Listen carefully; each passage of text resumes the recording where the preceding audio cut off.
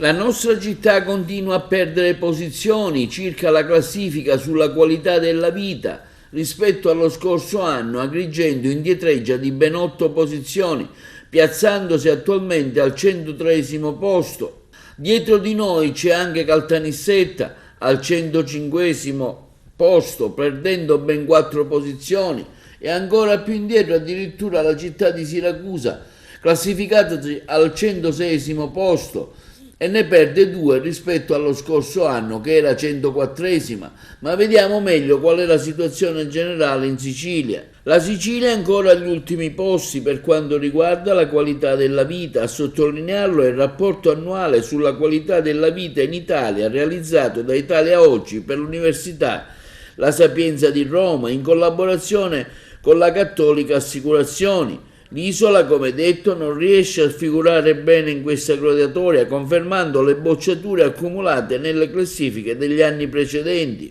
Qualità della vita al sud assente tra i primi posti, ma non a brillare complessivamente l'intero meridione. Nessun capoluogo del sud Italia infatti figura nelle prime 32 posizioni della classifica, un dato importante che certifica ancora una volta la forbice tra il nord e il sud dell'Italia.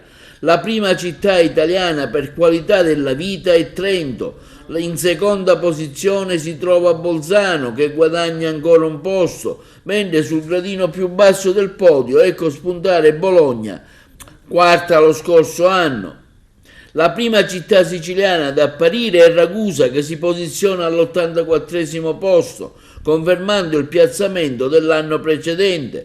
Perde invece una posizione Trapani, che dal 92° posto di 12 mesi fa scivola al 93°.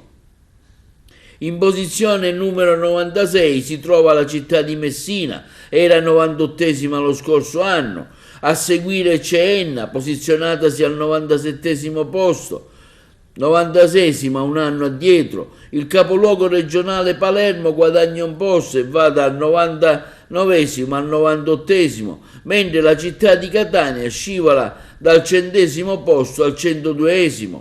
A completare la classifica, come abbiamo detto, è Agrigento, che si piazza 103°, retrocedendo di ben 8 posizioni rispetto al report passato, quindi Caltanissetta 105° posto e Siracusa 106° posizione.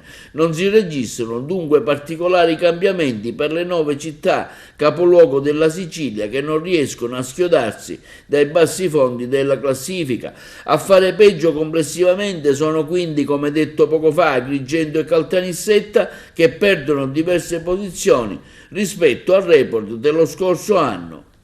E in merito interviene il Codacons, coordinamento delle associazioni per la difesa dell'ambiente, che afferma come non avevamo dubbi, sapevamo che il rischio era altissimo, Agrigento diventa sempre più una città invivibile. Il problema è che se ne accorgono adesso anche i turisti, che ringraziando Dio, continua il Codacons, non sono mancati le riviste specializzate che purtroppo Agrigento fa sprofondare l'intera provincia.